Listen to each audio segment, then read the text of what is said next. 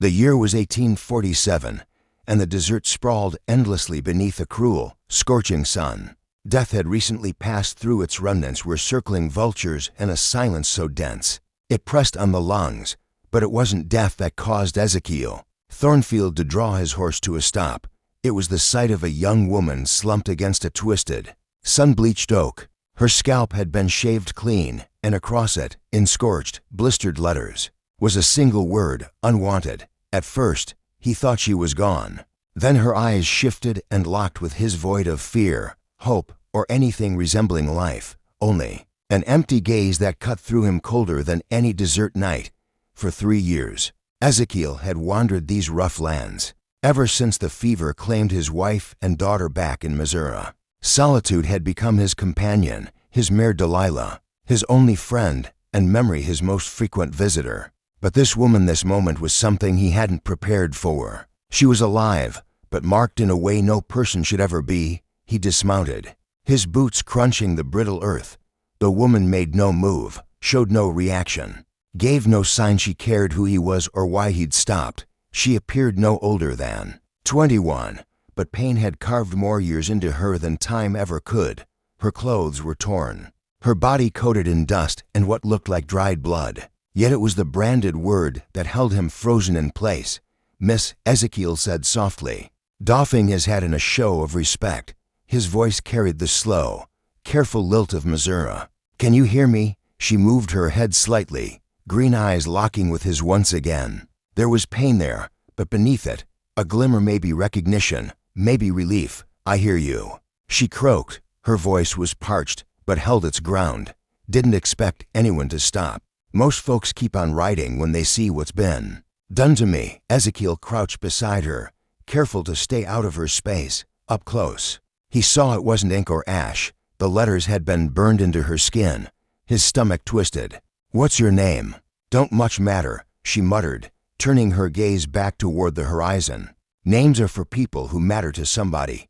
"I'm someone," he said gently. "So go ahead and tell me." She studied his face, perhaps waiting for cruelty or judgment. When she found neither, she finally answered, "Magnolia Blackwood." "Not that it means anything." He dipped his head. "That's a strong name." "I'm Ezekiel Thornfield. It's good to meet you, Miss Blackwood." A hint of a smile tugged at her lips. "Haven't been called Miss in a long time."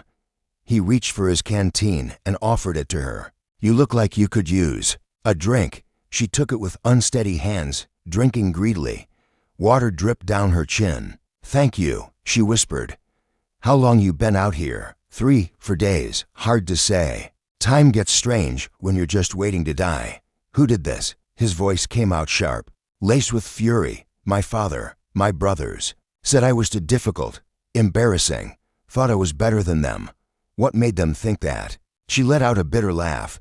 "I could read, write, do sums better than all of them combined. Asked too many questions, spoke too plainly. That scared them." Ezekiel's jaw tightened. He'd met men like that before, men who feared women with minds sharper than their own. "So they did this to break you. They waited until I was asleep, took my hair, branded me, then dragged me out here and left me. Said if I was so clever, I'd figure out how to survive." He rose slowly and dusted off his knees. "Well, they weren't wrong about one thing. You are clever. You stayed in the shade, saved your energy. You're still here." "Barely," she muttered. "No one wants me now. Not like this." "Maybe," he said, extending his hand. "But you're not finished yet. That's what matters. Come on, let's get you somewhere better." She stared at his hand, unsure. "Somewhere better. Look at me. I'm ruined. There's always a place for people willing to fight for it." After a moment, she placed her hand in his. Her grip surprised him with its strength. When she stood, she held herself straighter than he expected. "I've got nothing," she said. "No money, no family. Why help me?" "Because it's right, and because I think you've got more to give than you believe." He helped her onto Delilah, then climbed up behind. As the horse moved forward, she asked, "Where are we going?" "To a town called Redemption Ridge. 2 days' ride. A woman there named Ida Hawthorne runs a boarding house. She's kind. Doesn't ask too many questions. You think she'll let me stay?" Looking like this, I think she'll see what I do, a woman worth saving. They rode through the shifting landscape, barren scrub to golden grass. When night fell, they camped. Ezekiel made beans over a small fire. Magnolia sat nearby, dazed, still trying to understand this strange mercy. "Can I ask you something?" she said. "Sure. Why are you really doing this? And don't say, it's just the right thing." He stirred the pot. "You remind me of someone, my daughter, Rebecca. She was curious, always hungry to learn, and I encouraged that." Magnolia was quiet for a beat. What would have happened if she'd lived? Would she have ended up like me? Not if I had anything to say about it. He said firmly, "Any man tried to hurt her for being smart would have regretted it. You were a good father." "I was," he said quietly. "Now I'm just trying to be a better man with what time I've got left." They shared a meal. That night, wrapped in his extra blanket, she finally slept without fear. By the next evening, they reached Redemption Ridge. As they entered town, Ezekiel said, "Hold your head high. You've got nothing to be ashamed of." People stared. They always did. But Magnolia didn't flinch. On the porch of the boarding house stood a tall woman with a calm face and eyes that had seen the world without losing their warmth. "Ezekiel Thornfield," she called out. "Been a while." He dismounted. "Ida, this is Magnolia Blackwood. She needs a place to stay." Ida walked up, gave Magnolia a long look, not judgmental, just assessing. "Miss Blackwood," she said kindly, "you're welcome here. I've got no money," Magnolia warned, "and I don't exactly look presentable." Ida shrugged. "We've all looked worse at some point. There's work to be done, if you're willing." "What kind of work? Can you read and write?" "Yes, ma'am." "Then you can help me with my books. My eyes aren't what they used to be. You'd trust me with that." "I'd trust anyone who's endured what you have." Tears shimmered in Magnolia's eyes. "I'd be grateful." Ida let her inside, and Ezekiel stayed in town under the excuse of tending to Delilah, but really, he just wanted to see how Magnolia would do, and she flourished. She reorganized Ida's records, taught local children while their parents worked in the mines, and slowly won the town over with quiet strength and fierce resolve. "She's got a gift," Ida told Ezekiel one evening. "The children love her. She's found her place," he said. "And you?" Ida asked. "Will you stay?" He had been asking himself that too. But as Magnolia found purpose, so did he. He spoke to the sheriff, who needed help with rustlers and claim jumpers. Ezekiel agreed.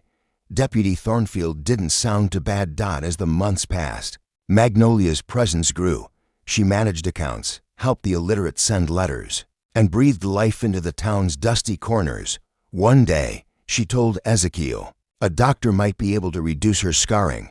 "I don't know if I want to do it," she said. "It's part of me now. That's your decision," he told her. "But whatever you decide, it won't change who you are." She smiled faintly. "You always say the right thing."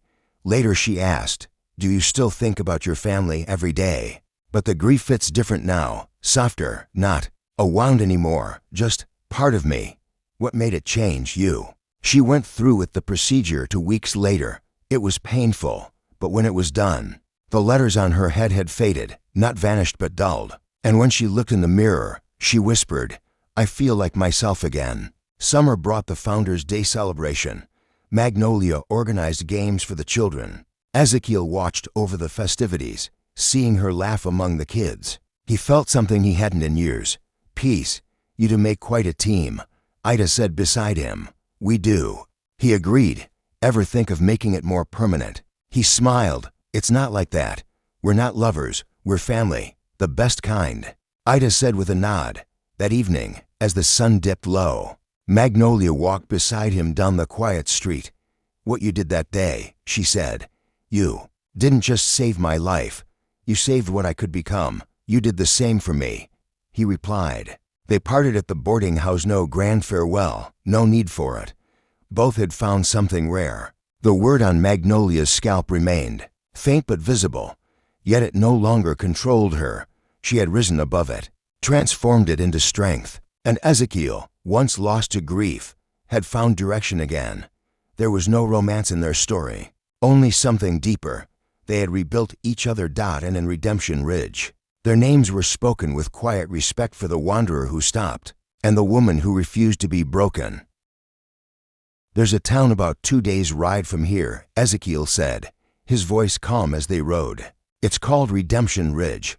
A woman by the name of Ida Hawthorne runs a boarding house there. She's kind-hearted and doesn't go digging into people's pasts. You really think she'll take me in? Magnolia asked, her tone filled with uncertainty. Ezekiel glanced back at her. Looking the way you do, I think Ida's seen enough of life to understand a person's worth goes far deeper than appearances. Hair grows back, and that mark on your scalp, it may hurt now, but one day, it'll remind you just how much strength it took to survive. They didn't speak after that, but it wasn't an uncomfortable silence, more like a quiet understanding. The harsh desert slowly gave way to sparse shrubs, then to rolling grasses. Ezekiel could feel Magnolia's tension begin to ease behind him, though she remained alert, her weariness not yet shed, as the sun began to fall, washing the land in warm shades of orange and purple. They stopped near a thin stream and made camp. Ezekiel lit a small fire and stirred a pot of beans, breaking up some hardtack while Magnolia sat nearby, unsure of what the road ahead held for her. Mr. Thornfield, she asked, voice low. Go on. He replied, why are you really helping me? And please don't just say it's the right thing to do. There's more to it, isn't there? Ezekiel stopped stirring, letting the spoon rest in the pot. He took a moment before answering. You remind me of someone, he said. My daughter, Rebecca. She was about your age when the fever took her. Bright as the sunrise, always asking questions, always wanting to understand more than what the eye could see. That annoyed you. He chuckled softly. Not a bit. It filled me with pride. I encouraged it. My wife, God rest her, worried I was giving Rebecca too many ideas, that it'd make her discontent with the life expected of her. But I always believed that knowledge was a gift, not a curse. Magnolia went quiet, absorbing his words. Then she asked if she'd lived. Do you think she'd have ended up like me? Not if I had anything to say about it, Ezekiel said, his voice firm. Any man who tried to hurt her because she was clever would have had to deal with me first. You must have been a good father. I was, he said, softer now. Now I'm just a man trying to make sense of what's left after everything's gone. They ate together in silence, the tension between them easing into something more comfortable. When Magnolia finally laid down for the night in Ezekiel's extra blanket, he noticed her shoulders weren't as tight, her breathing calmer than it had been before. By late the next day, they reached the edge of Redemption Ridge, a modest but busy town built up around a silver mine. Ezekiel had passed through before and knew the folks well enough to expect they'd have opinions about a girl like Magnolia. Keep your chin high, he told her as they rode into town. Don't let em catch you looking uncertain. You've got nothing to be ashamed of. Magnolia nodded, lifting her head. Her spine straightened with resolve, and Ezekiel felt a swell of pride at the quiet courage in her. People stopped to stare as they passed, murmuring under their breath. But Magnolia's eyes never left the road ahead. At the end of the street stood a welcoming house to stories, white with blue shutters and a wide porch out front. In a rocking chair sat Ida Hawthorne, her hair pulled back in a neat bun, her face marked with years of worry, but softened by warmth. Well, if it isn't Ezekiel Thornfield, she called out with a smile as they dismounted. I figured you'd turn up again eventually. Her gaze shifted to Magnolia, taking in her worn state without a hint of surprise or judgment. This is Miss Magnolia Blackwood, Ezekiel said formally.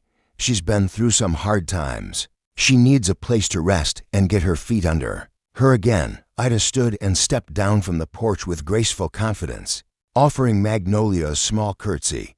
You're welcome here, Miss Blackwood. Magnolia blinked, taken aback by the respectful greeting. Ma'am, I need to tell you I've got no money for rent, and I know I'm not exactly a sight for polite company. Ida's tone was kind but steady.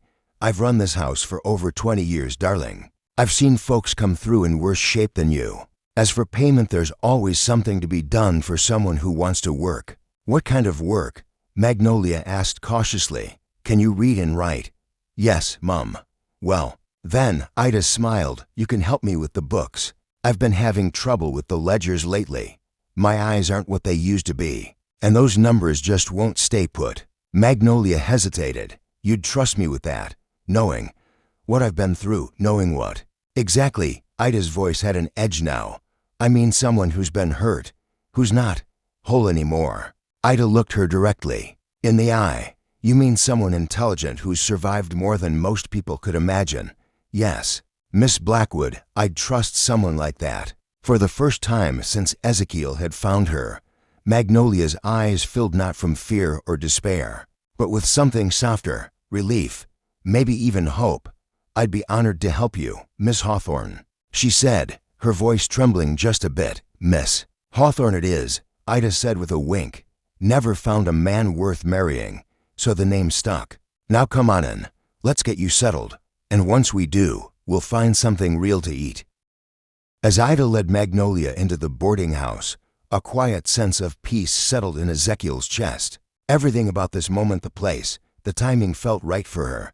He stayed on in town, claiming Delilah, his horse, needed rest and he had supplies to gather, but the truth was, he couldn't bring himself to leave, not until he was sure Magnolia was finding her footing. What he saw in the weeks that followed left him deeply moved. Despite the painful remnants of her past and the stigma she bore visibly on her scalp, Magnolia immersed herself in the boarding house with tireless determination. She didn't just help with the books, she overhauled them entirely. She discovered inefficiencies and proposed changes that ended up saving Ida a great deal of money. But she didn't stop there.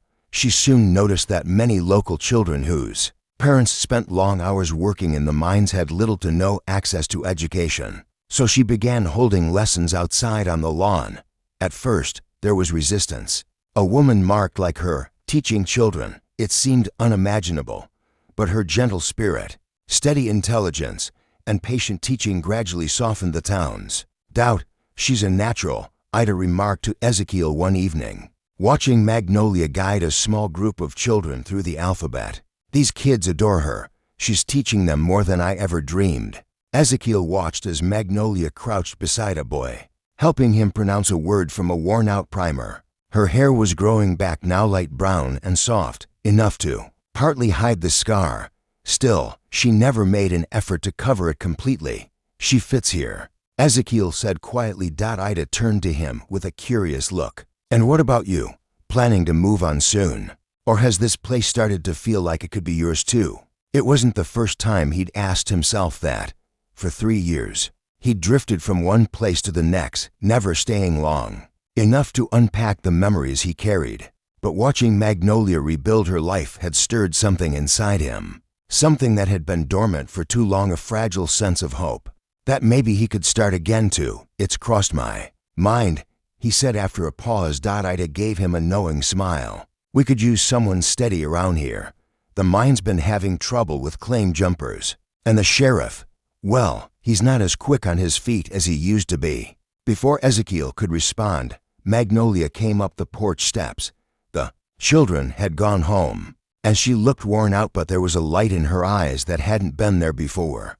Mr. Thornfield, she said, stopping before him, thank you for everything. You don't need to thank me, he replied.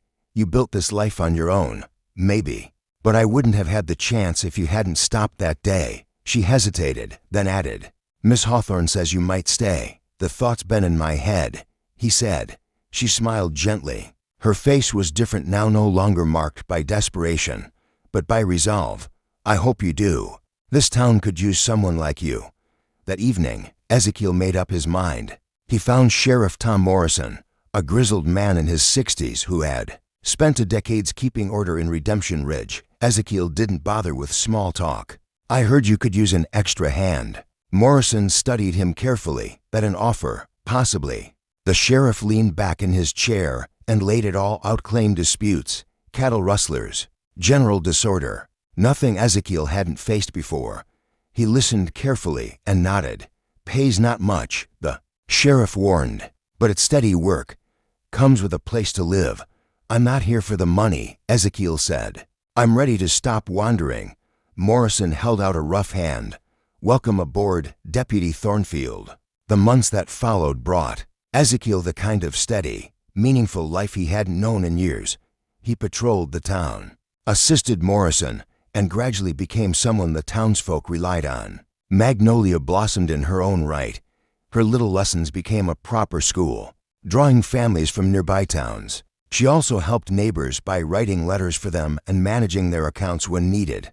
One soft spring evening, nearly a year after he had first found her in the desert, Magnolia caught up with him during one of his evening rounds. The wildflowers were just starting to bloom under the dusky sky. "Deputy Thornfield," she called with a teasing tone. "Mind if I steal a minute of your time? Any time, Miss Blackwood." He answered. They walked side by side toward the field beyond the edge of town. Magnolia kept her eyes on the path ahead. "I've been thinking about what you said, back when we first met, about how my scar was a symbol of strength." Ezekiel looked over at her. Her hair had grown long enough to cover the scar completely, yet she still let it show. "I hated it for a long time," she continued, "but now I think I see what you meant. It doesn't just remind me of the pain, it shows me how far I've come." He didn't speak right away. Instead, he looked out across the open land, stars beginning to twinkle above the ridges. "You've come a long way," he said finally. Magnolia turned toward him with a quiet smile. "So have you." Ezekiel rarely spoke it aloud, but deep down, he had always respected Magnolia's resilience. "You've shown incredible strength every single day." He told her. "I suppose I have," she said softly, pausing in thought. "But lately, I've been wondering if maybe it's time I stopped letting that mark define who I am." Ezekiel slowed his pace, turning slightly toward her. "What do you mean?" She came to a halt and faced him. "Dr. Peterson told me he might be able to reduce the scarring, not remove it completely, but make it less noticeable. He picked up some methods back east that might work. You're thinking about doing it?" "I'm not sure yet," she admitted. "There's a part of me that feels like I should keep it. It's a symbol of everything I survived. But then there's this other part that wants to move on, without the constant reminder." Ezekiel took a moment before answering. "It's your decision. But I'll say this: whether you keep the scar or not, what you went through and the strength you gained from it, that's yours. That doesn't fade, no matter what changes on the outside." A quiet smile appeared on her face. "You always manage to say the right thing." "Not always," he chuckled. "But I've learned a few things about healing and starting again." They began walking again. After some silence, Magnolia asked, "Can I ask you something personal?" "Of course." "Do you still think about your wife and daughter? Do you still grieve, or have you found peace?" It was something Ezekiel had turned over in his mind countless times. "I think of them every single day," he said truthfully. "But the grief has shifted. It's not as sharp as it used to be. It's more of a dull ache now, something that's just part of me." "What made it shift?" He looked at her. "You did. Watching you rebuild your life, taking pain and turning it into something that means something. That reminded me. Life doesn't end with loss, it keeps moving." She stopped, eyes glistening. When he looked back at her, he could see how much that meant. "You saved my life," she said quietly. "And you saved mine," he replied. They stood in the fading light, not as lovers or soulmates, but as people who had endured loss and found a shared strength. What bound them wasn't romance, it was something deeper. They had become family, anchors for each other, proof that healing was possible. "So what will you do?" he asked gently. Glancing toward the area on her scalp, she touched it, her fingers brushing it with care. "I think I'm ready to let some of the anger go. Not all of it. I needed it to survive. But maybe just enough to make space for something better." "Like what?" "Hope," she whispered. "Hope for what's ahead." 2 weeks later, Dr. Peterson performed the procedure. It took several hours and wasn't without pain. But the results were clear. The scar remained, but it no longer dominated her appearance. The word that had once marked her unwanted had faded to something barely noticeable. Afterward, standing in front of the mirror, she stared at her reflection while Ezekiel stood quietly behind her. "How do you feel?" he asked. She took a long, steady breath. "Like myself," she said, "for the first time in a very long time. I feel like me." When summer came, the town buzzed with excitement as the Founders' Day celebration approached. Magnolia was asked to organize games and activities for the children. Ezekiel agreed to help with security. Together, they poured themselves into the event, becoming part of the heartbeat of the community. With each shared task, their bond with each other and with the town grew stronger. On the day of the celebration, Ezekiel watched from a distance as Magnolia guided the children with laughter and warmth. The sight filled him with a calm he hadn't felt in years. There was a kind of holiness in the moment, something pure and steady. For the first time in what felt like forever, Ezekiel felt anchored. This was life, not just enduring hardship, but moving beyond it, not simply surviving, but building, offering something of value to others. Magnolia had found her place, and Ezekiel had found his right there beside her. "You two make quite a pair," Ida said with a knowing smile as she stepped up beside Ezekiel, both of them watching the festival winding down in the golden light of evening. Ezekiel gave a soft chuckle. "We do, don't we? Any chance that partnership might turn into something more lasting?" she teased, a spark in her eyes. He laughed outright. "Ida Hawthorne, are you trying to matchmake now?" "Just a little," she admitted, grinning. "You're both good folks. You've earned happiness. And it's plain as day how much you mean to each other." Ezekiel nodded, his tone more reflective. "We do mean a lot to each other, but it's not like that. What we share, it's something else entirely. We're family, the kind you choose, not the kind that just happens to you." Ida tilted her head slightly, thoughtful. "That might be the strongest kind there is." As the last of the sunlight disappeared behind the rooftops, casting long shadows over the square, Ezekiel felt a quiet stillness settle inside him. A year ago, he had been lost, drifting through grief and guilt with no real direction. But now he had purpose, community, and a sense of peace he hadn't known he was missing. Magnolia arrived as he was packing away the last of the security setup, brushing dust from her skirt with a satisfied grin. "Looks like everything went off without a hitch." He returned the smile. "It did. Those kids of yours stole the show. They're not really mine," she said with gentle humor, "but I'm honored to be part of their lives." They walked side by side through the quieting streets, saying nothing and needing to say nothing. The silence between them was comfortable, earned. When they reached the front steps of the boarding house, Magnolia paused and turned to him. "Ezekiel," she said quietly, "what you did for me back in the desert, it wasn't just saving my life. You saved the version of me that might have never had a chance to exist otherwise. You helped me see that I could still be someone more. You did the same for me." He replied without hesitation.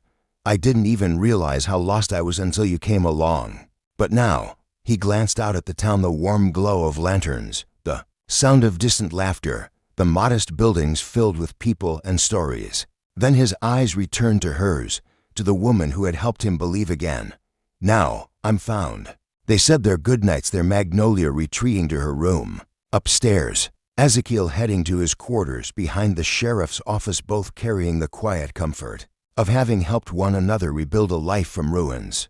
The word unwanted still faintly traced Magnolia's scalp, but it had lost its sting. It wasn't a wound anymore, it was a testament, not to pain, but to endurance. Her days were now marked not by what had been done to her, but by what she chose to do with her life. By the love she gave, the knowledge she shared, and the quiet strength she carried forward. Ezekiel came to understand that redemption doesn't always come with a dramatic rescue.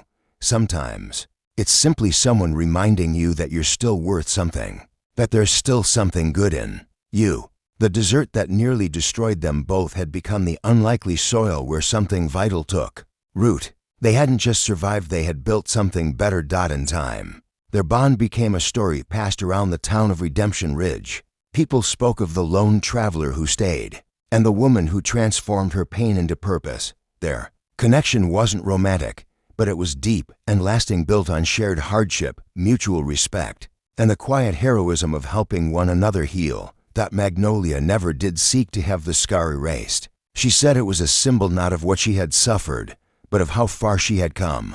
And with every lesson she taught and every hand she held, she proved that no label, no cruelty, could define her unless she let it.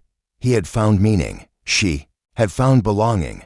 And in a small, dusty town that had seen its share of heartbreak, two people showed that healing wasn't just a dream, it was real. All it took was someone to believe in you, and the strength to believe in yourself.